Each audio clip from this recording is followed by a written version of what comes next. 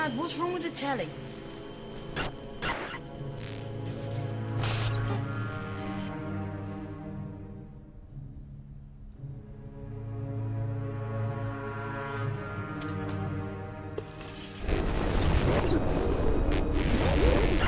Good evening, London. Allow me first to apologize for this emergency channel. I do, like many of you, appreciate the comforts of the everyday routine, the security of the familiar, the tranquility, repetition. Bloody hell. I enjoy them as much as any bloke.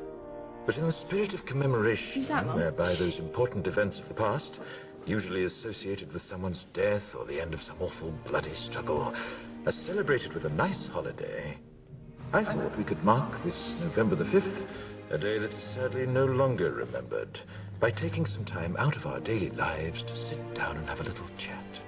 There are, of course, those who do not want us to speak. We think, just let me think. In fact, even now, orders are being shouted into telephones, and men with guns will soon be on their way. It's Chancellor Sutler. Damn it! Why?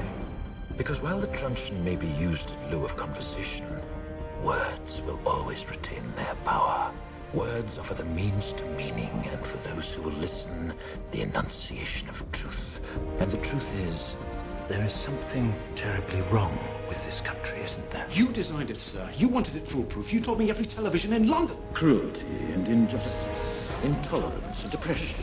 And where once you had the freedom to object, to think and speak as you saw fit, you now have censors and systems of surveillance coercing your conformity and soliciting your submission. We need cameras. How did this happen? Who's to blame? Well, certainly there are those who are more responsible than others, and they will be held accountable.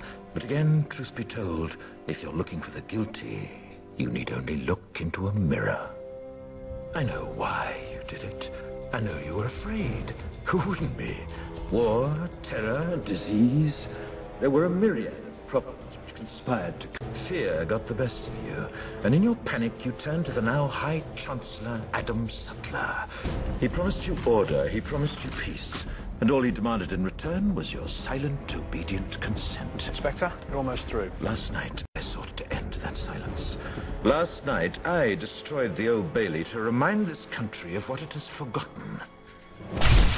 More than 400 years ago, a great citizen wished to embed the 5th of November forever in our memory. His hope was to remind the world that fairness, justice, and freedom are more than words. They are perspectives. So if you've seen nothing, if the crimes of this government remain unknown to you, then I would suggest that you allow the 5th of November to pass unmarked. But if you see what I see, if you feel as I feel, and if you would seek as I seek, then I ask you to stand beside me 1 year from tonight, outside the gates of Parliament, and together we shall give them a 5th of November that shall never, ever be forgotten.